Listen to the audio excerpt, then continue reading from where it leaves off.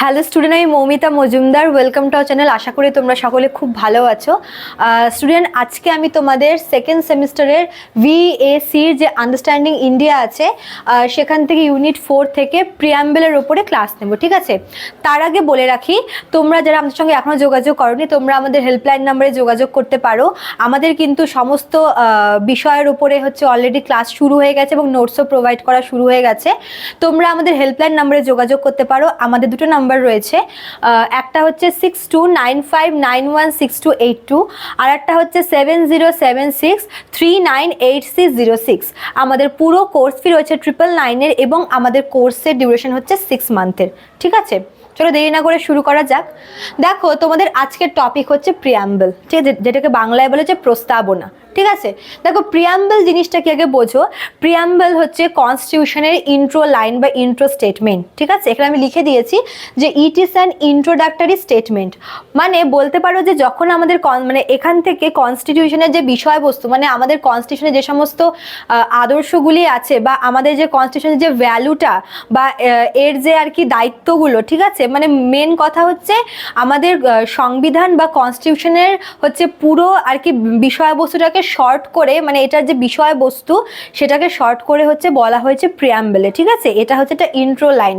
Preamble হচ্ছে কনস্টিটিউশনের intro line, যেটা প্রিয়াম্বলের কনস্টিটিউশনের সম্পর্কে একটা ধারণা দিচ্ছে যে এখানে কি কি বলা হয়েছে বা এর কাজ কি, ঠিক আছে?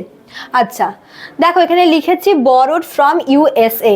এই যে প্রিয়াম্বলের আইডিয়াটা, ঠিক আছে, আমাদের কনস্টিটিউশনে প্রিয়াম্বলটাকে নেওয়া হয়েছে USA বা আমেরিকার যে কনস্টিটিউশন আছে, সংবিধান, সেই মানে আমেরিকার কনস্টিটিউশনে প্রথম এই প্রিয়াম্বলটাকে মানে ইউজ করা হয়েছিল এবং আমেরিকার কনস্টিটিউশন থেকে কিন্তু আমাদের ইন্ডিয়ান কনস্টিটিউশনে এই প্রিয়াম্বলটাকে অ্যাডপ্ট করা হয়েছে, ঠিক আছে?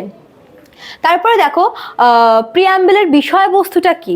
দেখো, এই প্রিয়াম্বলে ভারতকে সোভেরেন, সোশ্যালিস্ট, সেকুলার, ডেমোক্রেটিক এবং রিপাবলিক, এই টার্মগুলোর মানে আগে বোঝো। মানে এই টার্মগুলো বলা হয়েছে, ঠিক আছে, কনস্টিটিউশনে। মানে সোভারিয়ান মানে হচ্ছে যেটা হচ্ছে সার্বভৌম। সার্বভৌম মানে কি? মানে আমাদের দেশ, ঠিক আছে, অভ্যন্তরীণ ক্ষেত্রে বা মানে বাহ্যিক ক্ষেত্রে, অর্থাৎ আমাদের দেশের উপরে মানে বহিরাগত কোনো আউটসাইডারের কোনো কিন্তু ইন্টারফিয়ারেন্স চলবে না, ঠিক আছে? আমাদের দেশের সমস্ত কার্যাবলী, সমস্ত কিছু, শাসন থেকে শুরু করে বিচার, সমস্ত কিছু কিন্তু আমাদের দেশই চালাবে, পরিচালনা করবে। এক্ষেত্রে বাইরের কোনো শক্তির ইন্টারফিয়ারেন্স কিন্তু আমাদের ইন্ডিয়াতে, আমাদের ইন্ডিয়ান কনস্টিটিউশনে মানে অ্যালাউ নেই, ঠিক আছে? দেখো, সোশ্যালিস্ট বা সমাজতান্ত্রিক, এটা মানে হচ্ছে আমাদের দেশের যে মনে করো যে জাতীয় যে ঐতিহ্যগুলো আছে বা যে সমস্ত প্রপার্টিগুলো আছে বা আমাদের দেশের যে বিভিন্ন ক্ষমতাগুলো আছে, ঠিক আছে, ক্ষমতা, অর্থ, এই সমস্ত কিছু কোনো মানে কোনো নির্দিষ্ট শ্রেণীর ব্যক্তি বা কোনো মানে ইন্ডিভিজুয়াল কারোর কিন্তু মানে তার উপরে মানে একা অধিকার নেই, ঠিক আছে? মানে কারোর এটা পার্সোনাল প্রপার্টি হিসেবে গণ্য করা যাবে না, বুঝতে পারলে? আচ্ছা, তারপরে দেখো এদিকে সেকুলার মানে হচ্ছে ধর্মনিরপেক্ষ। ধর্মনিরপেক্ষ জিনিসটা কি?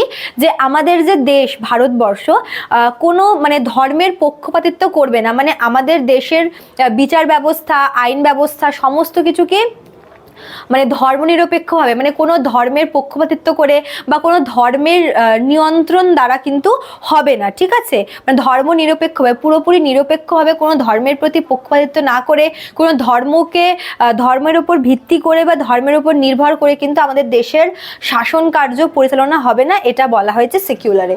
আচ্ছা, তারপরে দেখো কি বলেছে, ডেমোক্রেটিক জিনিসটা কি?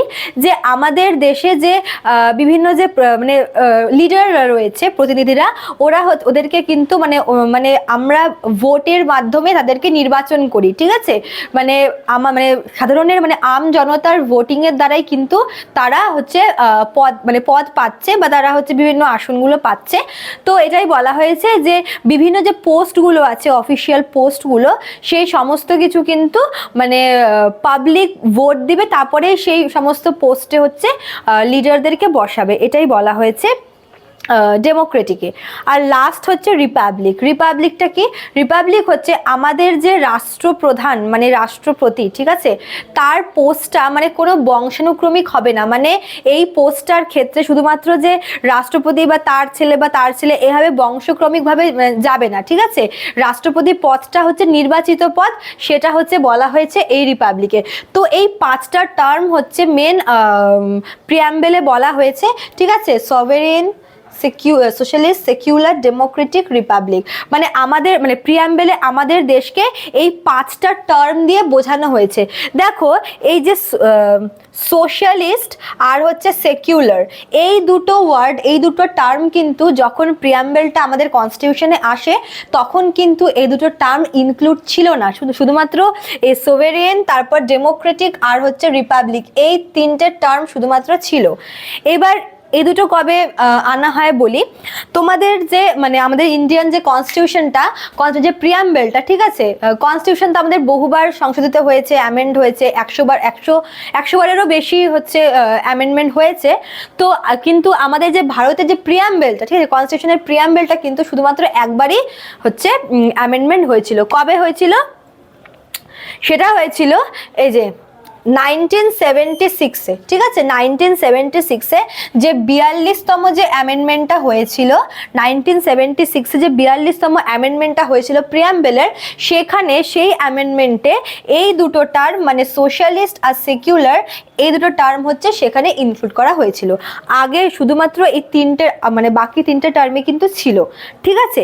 আচ্ছা, আমাদের ভারতের প্রিয়াম্বেল মাত্র একবার অ্যামেন্ডমেন্ট হয়েছে। এটাও খুব আসে কোয়েশ্চেনে, শর্ট কোয়েশ্চেনে, যে আমাদের ভারতের মানে কনস্টিটিউশনের প্রিয়াম্বেল কতবার অ্যামেন্ডমেন্ট হয়েছে? মাত্র একবার, 1976-এ। আর কততম অ্যামেন্ডমেন্টে? 42nd, ঠিক আছে। 42nd amendment. এই অ্যামেন্ডমেন্টটাতে বহু কিছু অ্যাড হয়েছিল, ঠিক আছে। এই জন্য এটাকে মিনি কনস্টিটিউশনও বলে। যাই হোক, এটা পরে আলোচনা করবো। এতটুকু জেনে রাখো যে 1976-এর 42তম অ্যামেন্ডমেন্টে প্রিয়াম্বেল হচ্ছে অ্যামেন্ডমেন্ট হয়, আর সেখানে এই দুটো টার্ম সোশ্যালিস্ট আর সেকুলার, এই টার্ম দুটো কিন্তু ইনক্লুড হয়েছিল আমাদের প্রিয়াম্বেলে, ঠিক আছে। আচ্ছা, আর কি বলেছে যে এই মানে ভারতকে এই 5টা টার্মে হচ্ছে বর্ণনা করা হয়েছে। আর বলেছে যে ভারতের কাজ কি, মানে এই আমাদের কনস্টিটিউশনের কাজ হচ্ছে বিভিন্ন জাস্টিস মানে হচ্ছে ন্যায়, ইকুয়ালিটি মানে হচ্ছে একতা বা হচ্ছে সাম্যতা, আর হচ্ছে লিবার্টি মানে স্বাধীনতা, ঠিক আছে। এই 3টে টার্মও খুব ইম্পর্টেন্ট। বলেছে যে আমাদের কনস্টিটিউশন হচ্ছে ভারতের জনগণের আর কি মানে ন্যায় বিচার, তারপর হচ্ছে এই যে সাম্যতা আর হচ্ছে স্বাধীনতা, এগুলো হচ্ছে কি দেখাশোনা করবে, মানে সবাইকে সমানভাবে দেখা, মানে ইকুয়ালিটি, ঠিক আছে। নারী পুরুষ বর্ণ ধর্ম জাতি সমস্ত নির্বিশেষে সবাইকে মানে একভাবে দেখা বা এক আইনের আওতায় আনা, সেটা হচ্ছে ইকুয়ালিটি। লিবার্টি হচ্ছে স্বাধীনতা, অর্থাৎ দেশের মানুষদের সমস্ত রকমের স্বাধীনতা দেওয়া হবে, তাদের মানে কথা বলার স্বাধীনতা, বা মনে করো যে এক জায়গা থেকে আরেক জায়গায় যাওয়ার স্বাধীনতা, মানে সমস্ত রকমের, ঠিক আছে। লিবার্টি হচ্ছে এখানে পড়ছে। আর জাস্টিস হচ্ছে ন্যায় বিচার, ঠিক আছে, মানে দেশের জনগণদের উপরে ন্যায় বিচার করা হবে, এটা বলা হয়েছে। আচ্ছা, দেখো এই যে জাস্টিসটা যে আছে না, এই জাস্টিসের ধারণাটা নেওয়া হয়েছিল যে হয়েছিল যে ফ্রেঞ্চ রিভলিউশন যে হয়েছিল, ফরাসি বিপ্লব, সেখানে হচ্ছে এই জাস্টিস বলে যে টার্মটা ছিল সেটা এখান থেকে মানে ওখান থেকে নেওয়া হয়েছে, ঠিক আছে। জাস্টিস টার্মটা নেওয়া হয়েছে ফ্রেঞ্চ রিভলিউশন থেকে। আমি ছোট করে লিখে দিচ্ছি এখানে, ফ্রেঞ্চ রিভলিউশন। আচ্ছা, এবার দেখো ইউএসএ হচ্ছে তো ফার্স্ট প্রিয়াম্বেল অ্যাড করেছিল তাদের কনস্টিটিউশনে। এইবার এখান থেকে নেওয়ার আগে জওহরলাল নেহেরু যিনি আছেন, ঠিক আছে, জওহরলাল নেহেরু একজন কংগ্রেস লিডার, ন্যাশনাল কংগ্রেসের লিডার। ইনি যখন আমাদের দেশে যখন গণপরিষদটা আর কি তৈরি হলো, সেই সময় গণপরিষদের হচ্ছে মিটিংগুলো মানে অলরেডি কি কনস্টিটিউশন কম্পোজিশনের কাজ শুরু হয়ে গেছিলো, ঠিক আছে। বিভিন্ন মিটিং হচ্ছিল, অধিবেশন বসছিল। তো 13 ডিসেম্বর 1946 এটা হচ্ছে গণপরিষদের হচ্ছে 3rd মিটিংটা, ঠিক আছে। গণপরিষদের 3rd মিটিং চলছিল তখন 13 ডিসেম্বর 1946। ওই মিটিংটাতে জওহরলাল নেহেরু যিনি আছেন উনি অবজেক্টিভ রিজলিউশন বলে একটা প্রস্তাব পেশ করেছিল গণপরিষদে, ঠিক আছে, অবজেক্টিভ রিজলিউশন, ঠিক আছে। তো এই অবজেক্টিভ রিজলিউশনটাকেই বলা হয় যে প্রিয়াম্বেলের মানে এটা অরিজিনটা, ঠিক আছে, মানে আমাদের ইন্ডিয়ান কনস্টিটিউশনের প্রিয়াম্বেলের অরিজিন হিসেবে এই জওহরলাল নেহেরু অবজেক্টিভ রিজলিউশনটাকেই বলা হচ্ছে, ঠিক আছে। এবার জওহরলাল নেহেরু যখন ওই 13 ডিসেম্বর 1946-এ যখন সেটা পেশ করলো গণপরিষদের কাছে, তখন কিন্তু গণপরিষদ সেটাকে অ্যাকসেপ্ট করেনি। পরের বছর 1947-এর 22শে জানুয়ারি, ঠিক আছে, 1947-এর 22শে জানুয়ারি কিন্তু গণপরিষদ সেটাকে অফিসিয়ালি অ্যাডপ্ট করে। মানে এই যে অবজেক্টিভ রিজলিউশন যেটা আছে সেটা হচ্ছে গণপরিষদ 1947-এর 22শে জানুয়ারি সেটাকে অফিসিয়ালি অ্যাডপ্ট করে। তো আশা করি তোমরা বুঝতে পেরেছো, আমি খুবই শর্ট করে বললাম, ঠিক আছে। ও সরি, আমি আর একটা পয়েন্ট বলতে ভুলে গেছি যে এই প্রিয়াম্বেলকে কিন্তু হচ্ছে অনেক নাম, মানে অনেকে অনেক নাম দিয়েছে, যেরকম ফর এক্সাম্পল হচ্ছে সোল অফ দ্য কনস্টিটিউশন বলা হয় প্রিয়াম্বেলকে, ঠিক আছে। এই সোল অফ দ্য কনস্টিটিউশন বলেছে হচ্ছে ঠাকুরদাস ভার্গব।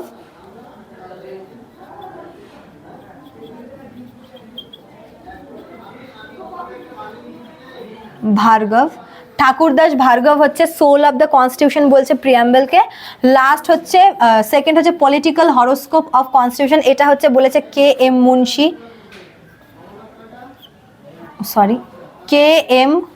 মুন্সি, ইনি হচ্ছে পলিটিক্যাল হরোস্কোপ বলেছে কনস্টিটিউশনের। আর আইডেন্টিটি কার্ড অফ ইন্ডিয়া এটা বলেছে হচ্ছে NA পালকিওয়ালা,